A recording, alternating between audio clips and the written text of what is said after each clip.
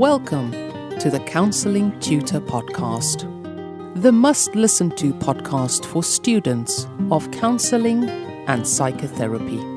Here are your hosts, Rory Lees-Oakes and Ken Kelly.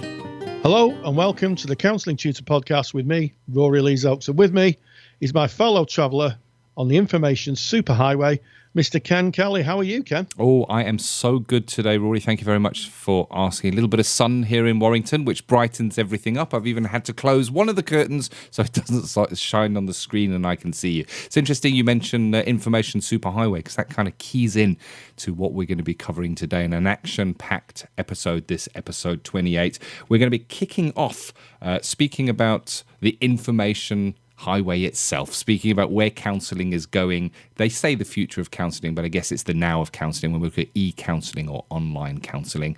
And then something really interesting for me is Theory with Rory today. It's an area of which I know little about, I will say for you, Rory, and that is cognitive dissonance. You're going to be giving us a flavour of that.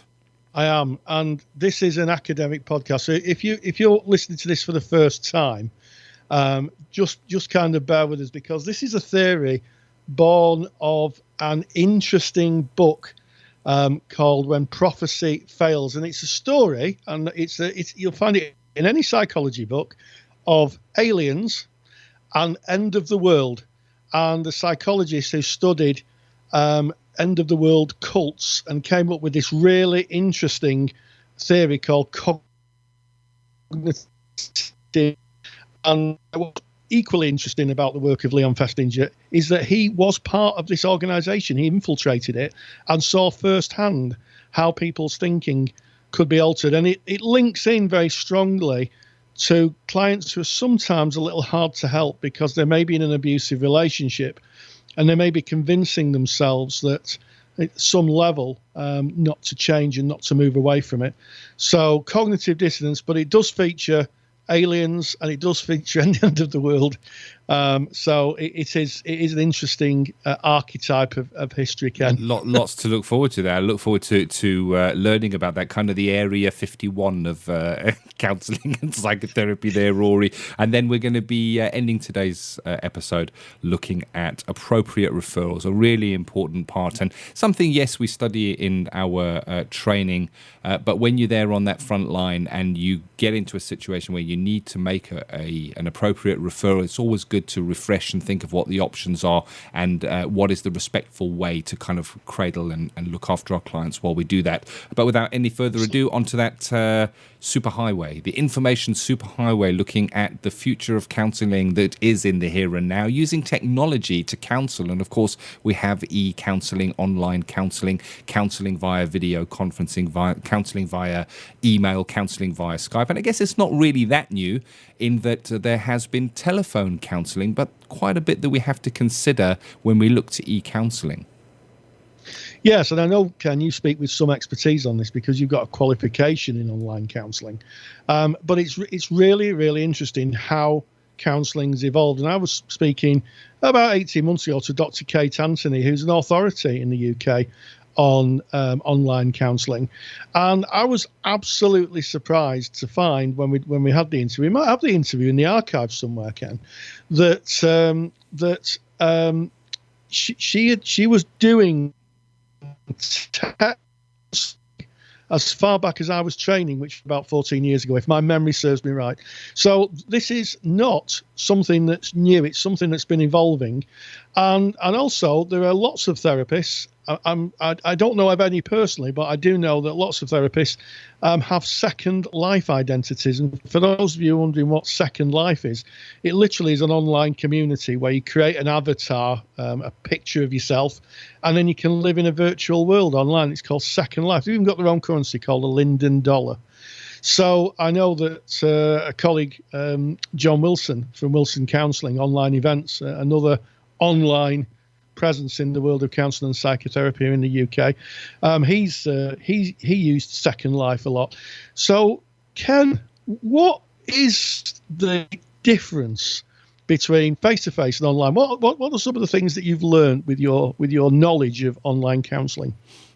Firstly, and I guess the most important one is So we go and we study counselling, and you study in your modality. What you cannot then do is take that and apply it to online. And it was my idea, the thinking as I went to do the online training, hey ho, you know what, I understand what counselling is all about, and all we're going to basically be doing now is maybe doing this over Skype or a video conferencing call. And I was really surprised at the depth of knowledge that I took away from doing the further training. And I chose, after going through my training, to not practice online for a number of different reasons. And I think one of the reasons that you need to take into consideration when considering online counselling is where you are going to do that counselling. And when I say where, I mean geographical location of where you are and where your client is, because there are different countries. As soon as you're online, you're no longer geographically linked. So you're in practice as a counsellor, you're probably going to be serving your local community, because it's unlikely that somebody's going to drive for an hour and a half to 2 hours to come and see you. They will engage with counsellors in their locality, as it were. But online, that barrier immediately falls away.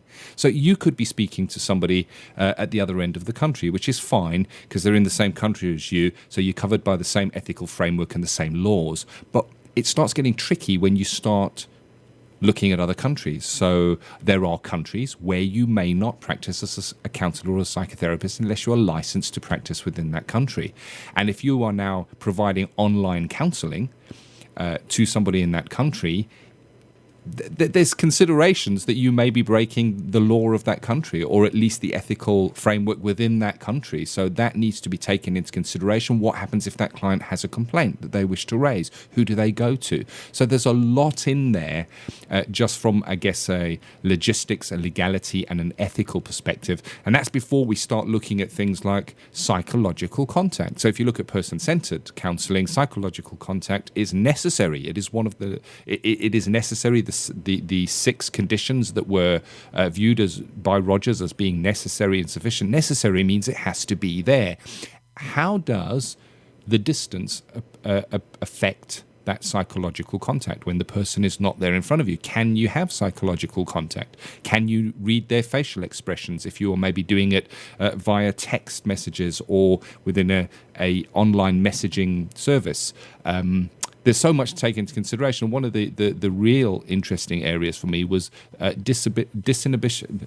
What am I saying here? Disinhibition, is it? I'm trying to think of the word here. We've got inhibition, where we hold things in. Is it disinhibition? Disinhibition, you're right, Ken. Yeah. There you go, lovely. The word just didn't seem to fit in my normal, regular vocab there, Rory, where somebody may be more likely to drop something online because it doesn't feel as real, and it can be really heavy material, kind of a drop and run. And how do you handle that as a therapist? So big message, don't touch it without training in it. Absolutely, Ken. And some really valid points, the ethical points regarding, where there's the ethical balance if you're in one country and another. And I know in America, in California, you can practice within California, which of course is a huge state, far bigger than the UK, but you cannot practice out of a lot of American states where online counselling has been developed. You can only practice within the state boundary. You cannot practice into the next state. So that's interesting. And also, as you say, it can have a lot of difficulties. So maybe if you're thinking of going down that road, it might be worth looking at one of the many providers who provide counselling training online. What do you say, Cam? Definitely, it is an interesting area, and it's interesting because it is a mode of communication that is used all the time. I look to my daughter, and she lives on electronic media and the new mediums of communication. And counselling is, I guess, about communicating. It's about somebody being heard, but it's about us being really mindful that it is very different to face-to-face counselling in every aspect of what it is. And one of the considerations to take in to consider is the technology that you use, because the technology is fallible. And you're listening to this podcast, and if you've listened to podcasts before, you'll hear that our sound is usually pretty clear and unbroken. But today, it's a little bit choppy. And it's a little bit choppy because Rory and I are meeting over Skype, and there's been heavy rains in the UK and a bit of a winter storm. And things are not as they normally are. Normally, I can see Rory and he can see me, but we're turning off our cameras so that we can get a little bit better sound out of it. But just that technical consideration is something else to bring in. Can you imagine meeting with a client, creating relational depth, that client bringing in and sharing something that they've never shared with another human being in their life before, and at that moment, your line and your connection with that client breaks? Where does it leave them feeling? How is it? It's called the hole. They can vanish into a hole. How do you contact them? How do you say it's okay? How do you check that they are okay? So much to consider. So it's not just as simple as saying, wow, I know how to counsel. I can do that over Skype. And interestingly enough, Skype, I think you can back me up on this, Rory, is not secure, private and confidential. It's not, Ken. It's a very little known fact that Skype actually hold every single conversation on their servers. They were taken over, Skype was taken over by Microsoft a few years ago, and it kind of got into the public domain that every single conversation is stored on Skype. So it's totally not useful for online counselling or supervision or anything where you want to have a high degree of certainty that what you're talking about cannot be accessed by a third party. So, you know, that's something that doesn't really come into the public domain. And it's interesting. I do some online supervision.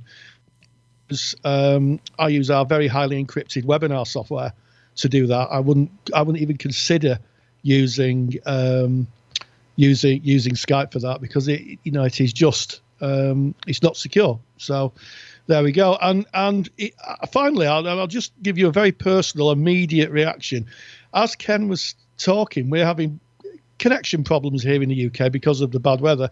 And Ken switched his webcam off, and I've switched my webcam off. And it feels such a different interaction, Ken. I don't know if that's a feeling that's present with you, but I can't see you. It does, and that's the considerations of working online. We have fallible new technologies, relatively new technologies. They are not secure. It is not a private and confidential. Even email exchange within counselling. So where a client may send you an email and then you will respond to that. They are not private. Even if you're using a private email server, you don't have to look far. You just need to look to the recent elections and the hacked email account. The security is completely different. There's a whole pile of different considerations. Having said that, and I think this is really important to bring balance into this, it was my choice not to go into online therapy right now because it didn't suit me. However, there are many people who do offer online counselling, online therapy, online training, and there are many clients who are benefiting from that. So yes, it does do great good, but you do need training and you do need to consider it carefully. Absolutely, Ken. And one final point, there's been a great history and tradition of therapists using electronic recording devices in therapy. Roger started it in the 1950s. He spent an absolute fortune on what we would consider a very poor quality tape recorders, reel-to-reel tape recorders, and it's ended up now. I was talking to someone who was speaking about using virtual reality headsets for counselling, and it's already being trialled. I believe that Dr. Kate Anthony is already using virtual reality and virtual reality applications, so people can put on a headset and a set of earphones, and they can be literally in a virtual counselling room. So the technology, I think, will dictate where it goes, Ken. Indeed, it's exciting and it's interesting, and I think it prompts debate, and take that debate to our Facebook group. You can find that easily by just going onto Facebook and putting in Counselling Tutor. We're right there at the top. If you are a member, then you will know that we have over 3,000 fellow members. It's getting on nearly 4,000 members all over the world. If you're not a member, just knock on the door and we will let you in. And I will share with you that Dr. Kate Anthony also pops into the group from time to time. So it's a good place to hang out and get that conversation going if you have any questions. So moving away from that super high highway and heading down that highway into the Nevada desert to Area 51. This is not the X-Files, this is the C-Files, the counselling files. And we're going to be looking at a rather interesting topic. It is cognitive dissonance, something I know very little about. And Rory, you're going to kind of give us a bit of a taster and an overview of this. I am. It's a theory that really is a psychological theory, and it's not often taught in counselling. But actually, it's a very useful theory to understand. So just to give you an idea, when we do the Counselling Tutor podcast, we're very choosy, I think is the word, about the kind of psychological theories that we talk about, because some of them just aren't suitable for the world of counselling and psychotherapy. But this one is a borderline case of a piece of research that was done that proves, without any doubt, it's been reproduced many times since, that sometimes we can convince ourselves that literally wrong is right. That's all I'm going to say on that, and I'll explain how that happened and the truly incredible circumstance researchers went to actually find the theory. It's just a fascinating and literally unbelievable story. It's kind of, if I can coin the phrase, it's out of this world. Out of this world theory with Rory. Counselling Theory with Rory Lees Oakes. They say that fact is sometimes stranger than fiction. In the case of groundbreaking research carried out by American psychologist Leo Festinger and his colleagues in 1950s America, this has proved not only true, but legendary. Festinger was born on the 8th of May 1919, and in 1939 he graduated with a Bachelor of Science degree from the City College of New York. After completing his studies at City College, he attended the University of Iowa, where he received his PhD in 1942. One of the reasons Festinger chose Iowa to study was that Kurt Lewin, a now famous psychologist, was one of its faculty staff, and although Festinger's main interest wasn't social psychology, he became interested in Lewin's work, which proposed that human behaviour was the product of the individual and the environment they inhabited, which brings us to one of the most interesting, if bizarre, pieces of psychological research ever carried out. In 1954, Festinger and two colleagues posed as cult members and infiltrated a cult led by a woman named Dorothy Martin, who was based in Oak Park, Illinois. Yes, that's Carl Rogers' neighbourhood. She believed that she was a psychic in contact with alien beings from the planet Clarion, and through automatic writing, that is where someone goes into a trance before channeling a spirit, or in our case alien's message, onto a piece of paper. Martin had formed a fringe religious group called the Seekers, who believed, like her, that aliens were monitoring the Earth and communicating with her. On one occasion, she received a message from the aliens stating that the west coast of America was going to be destroyed by a flood. The date of this event would be the 21st of December 1954. The good news was that aliens would arrive to rescue the Seekers and herself in a flying saucer before disaster struck, a bit like a celestial Noah's Ark. It's important to point out that her followers came from all walks of life, some leaving well-paid jobs, some selling their businesses, and one of her followers was a university professor who was asked to leave his position because he was frightening his students with his end-of-the-world prophecies. It was this group that Festinger and colleagues infiltrated to observe and to test out his hypothesis, which became known as cognitive dissonance. So what was Festinger trying to prove? Well, he believed that people cognitively invest in relationships. As a result, if an opposing view, or in some cases the truth is presented, people will feel an emotional discomfort in seeing a different opinion. Want an example? Well, try telling a Manchester United football fan they would be better off supporting Manchester City because they're a more successful team in the Football League. What do you think their reaction would be?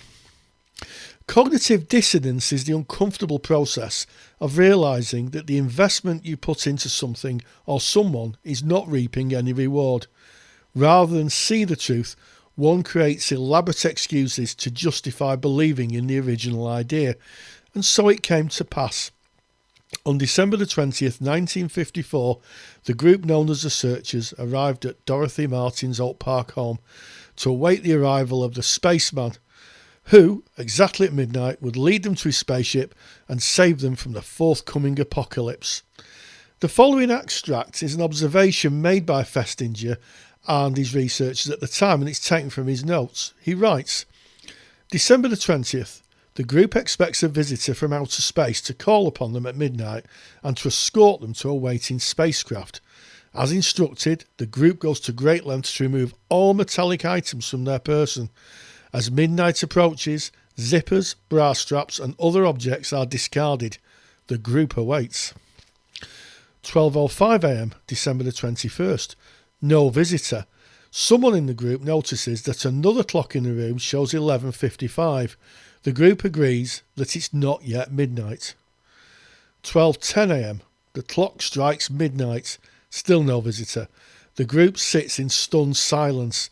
The cataclysm itself is no more than 7 hours away. 4 a.m. The group has been sitting in stunned silence. A few attempts at finding explanations have failed. Keach begins to cry. 4:45 a.m. Another message by automatic writing is sent to Keach. It states, in effect, that the god of Earth has decided to spare the planet from destruction. The catalysm has now been called off. The little group, sitting all night long, has spread so much light that God has saved them from the world of destruction. Now, while some people in the group left, others genuinely believe that their devotion had saved the world. In other words, they refused to accept the uncomfortable truth that they'd been hoaxed. Instead, they reinforced the belief by buying into another improbable story. And in fact, what happened is a lot of them went and phoned radio stations the next day saying that they'd in fact saved the world. So how does this research link to our work with clients? What does it tell us about the human condition? Well, abusive relationships produce a great amount of unhealthy investment in both parties. In many cases, we tend to remain and support the abusive relationship due to our investment in them. So that can be something that really happens with clients, that they invest so much, it could be children, it could be monetary investment, that people stay in them. In many cases, and certainly in therapy, clients will use phrases like, he never hits me with his fists, only his open hand, or he only abuses me when he's drunk. Or, she really loves me, it's just in public she humiliates me in front of her friends. In many cases, it's not simply our feelings for an individual that keeps us in an unhealthy relationship, it's often the amount of investment. As therapists, we need to understand that abusive relationships are complex and to understand the investments that clients may have that can blind them from the truth. I suspect that, like some clients, Marion Keach's followers knew the truth. Deep down they understood what was going on, but the investment in the relationship and the feelings of connectedness with the rest of the group stopped them from moving on. It is in therapy that clients are sometimes gently challenged on their beliefs. A non-confrontational, non-judgmental approach by the counsellor provides the emotional soil to check their reality and make the difficult decisions to reinvest in a better life. And that can be a close encounter of the best kind. Thank you very much, Rory. Truly interesting, that one. Really a topic of to debate, I think. And for me, it's about phenomenology. I trip over that word every now and again. It's how we see the world and how our world is. The world is not as it is as we are. So we see the world as we are. And it's really an example of that such a skewed idea can be sold in the first place, proven wrong, and then resold to the same people. It's just really interesting, and I wonder how many false beliefs we hold as people. It's interesting, and I'll make no deeper comment to say that this year we've had two kind of monumental political shifts, haven't we? In the UK, we've had the Brexit, yep. And in America, we've had the general elections. And without wanting to be partisan, I would be interested, maybe if we came back in 5 years' time, if we're still around, Ken, doing the Counselling Tutor Podcast, to see exactly if those people who believed either way, if their opinions had changed and and how that materializes. Cognitive dissonance is a real effect of the human condition, and like you say, it's we are in a phenomenological state. We believe our own truths. So interesting, and just a super interesting story to tell, Kerr. I really enjoyed telling that story. So moving now on from cognitive dissonance to appropriate referrals, and I guess something a little more concrete that we are more likely to see within our own counselling practices. And it may be that you have not yet gone into your placement, but it is still something you will be studying and something you will need to write about in your assignments. If you are in placement, you may come across a client that you need to refer, that you may find has either inappropriately been referred to you, or you find that it was an appropriate referral, but maybe the client didn't give all of the information, and that unravels as you're working with them. And it's about making referrals. But here's one thing I can promise you: if you go into being a full-time counsellor psychotherapist, it is likely, very likely, highly probable that you will be making referrals with clients that kind of come in front of you. And this is an area that I know, Rory, you've looked at in some depth. You've taught it for many years, and you've got some interesting ideas on it. I have. And the first idea that we taught when I used to teach counselling, certainly at practice level, we would have a lesson on working with referrals. And, if you're listening to this and you're a student, and what usually happens, or what should happen with students, is that a more experienced therapist takes the referrals, listens to the client's initial story, and then says, yes, I think that student A is suitable to work with that client, because the material that the client is bringing is a low-level material, suitable. It might be important to the client, but it's suitable for someone who's got very little experience in counselling. And what can happen is that in the referral, a client will speak about what's going on in the referral, and to the person who's making the notes and referring on. And then when you get into the therapy room, they can have a completely different story. And there's a very good reason for that. It may be that in therapy, they feel so secure, they can actually talk about what's going on in their worried mind. And, in my experience, I can remember having, and I've been counselling a long time now, someone referred to me just as, general problems. And I sat down with this person, started talking, and it became very clear very quickly that this person was suffering from psychosis. Yeah, voice hearing, waking nightmares, and quite clearly this person needed another kind of support. And the key thing is here, Ken, and I'm sure you'll agree with me, is that when we need to refer, it needs to be done seamlessly. We don't want the client ever to think that their problems are so difficult that even the counsellor can't help them. Oh, that's so massive what you've said there, Rory. So, and it can be quite a jolt as a counsellor when you're sitting with a client and that client does get to the point where they would trust to say something. And I'm just going to go on to the example you used, Rory, that they may be hearing voices that they question whether they are there or not. It can be quite a jolt to you as the counsellor, where you kind of the heels dig in and you go, I can't work with this. Right, this falls right out of my competence range. I need to refer this client on.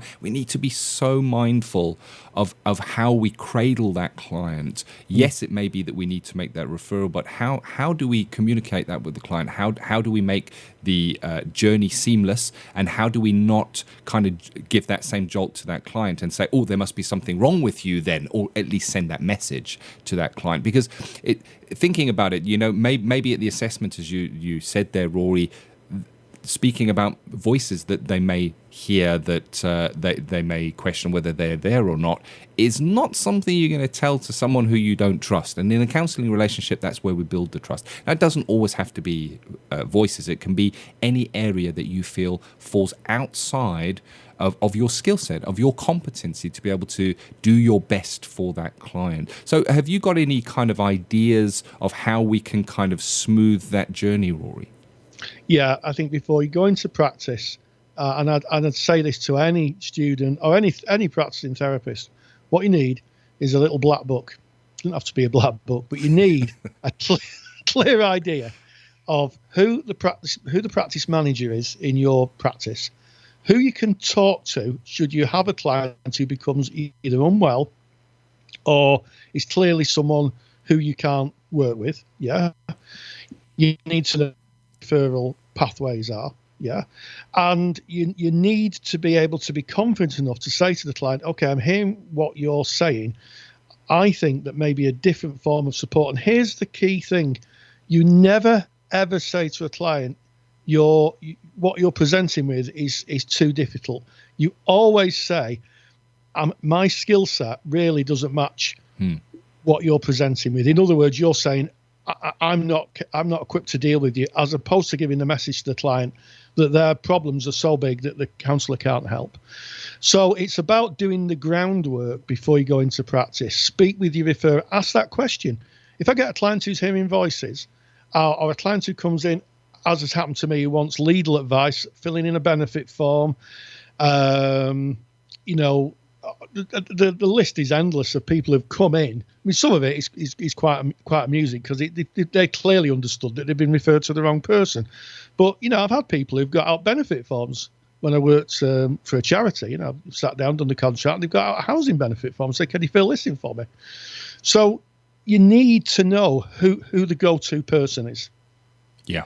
You need to go to find who the go-to person is. And as I used to say to my students, and if they're listening, they'll be groaning, we hope for the best and we plan for the worst.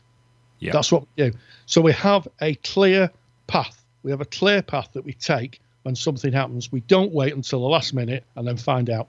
100%. I worked in an agency for some time, for some years, and we would refer on a regular basis, and the different agencies that we would refer into had different referral pathways. Some of them it would just be a phone call, and they would the client would then present for an appointment. Others you would need to fill in a form and submit that form, and it's about being aware of that and kind of, as you say, creating that black book or that list of contacts that you can refer into.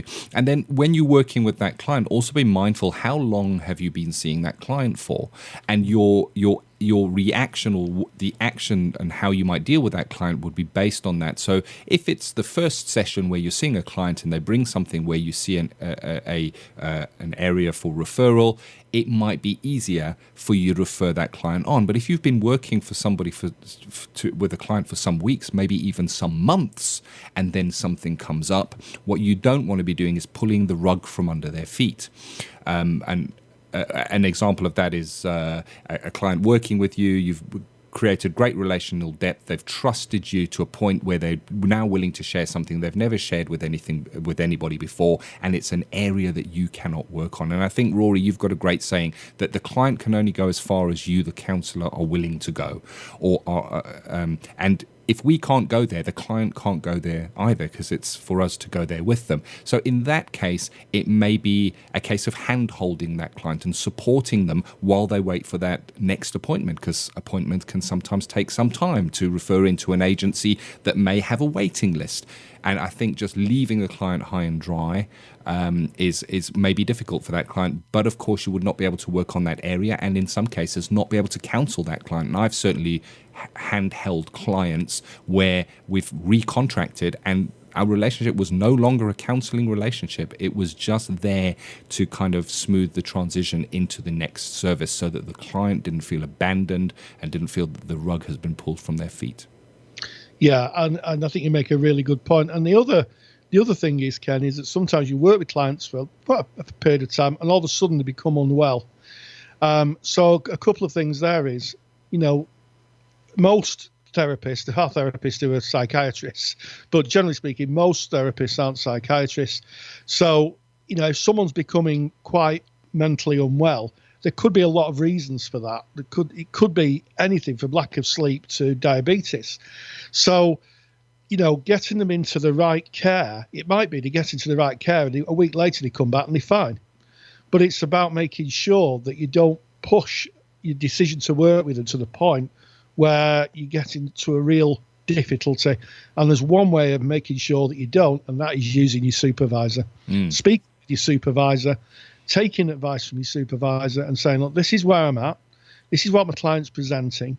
And, if you need to phone your supervisor in between sessions, phone them up. You should have that kind of relationship. I know I can phone my supervisor up during business hours and get a view on things. So it's about using supervision as well. Don't try and go it on your own, because I've seen that happen and the results aren't pretty for the client and by default for the therapist. I agree. And again, I think what's really important as we come to the end of this topic is, yes, you cover this in your training. You're going to do a whole section and you're going to write assignments on appropriate referrals. But if that's the where you leave it and you don't think of it any further until you're in a situation where you need to refer a client, that can be really discerning for yourself. It can be you can be faced with panic in that moment of, what do I do now? And I think your point, Rory, is really good. You can take that to your supervisor when you don't have a referral to make and say, what happens if I have a referral to make? And maybe your supervisor has a list of people and contacts as well. So definitely something to consider. I think it's about being a considered practitioner, and referrals is an area that you don't only want to consider when it's time to make a referral. You want to be considering it before that point. It's part of being a professional practitioner. Absolutely. So it's all good advice and pretty essential. And I guarantee that if your career is long enough, you'll have to make plenty of them. Yeah. You'll have to make plenty of referrals. Yeah. What an episode, Rory. We started off on that information superhighway, heading straight into Area 51 of counselling and speaking about cognitive dissonance, and of course appropriate referrals, a really important part of being a reflective and proficient and ethical practitioner. And it brings us to the end of episode 28 of the Counselling Tutor Podcast. So as I always say at the end, stay grounded and stay safe. And at the end of this, I'll also say the truth is definitely out there. Oh, I do like that. And if you want to get more truth and get the links from today's episode, then just head on over to counsellingtutor.com. That's counselling with 2 L's. It's the UK spelling. counsellingtutor.com. Click on the podcast tab. Go to episode 28. All the show notes neatly written out with all the links that we've discussed today. Take care. Thank you for listening to the Counselling Tutor Podcast. Find the show notes for this episode on our website at www.counsellingtutor.com.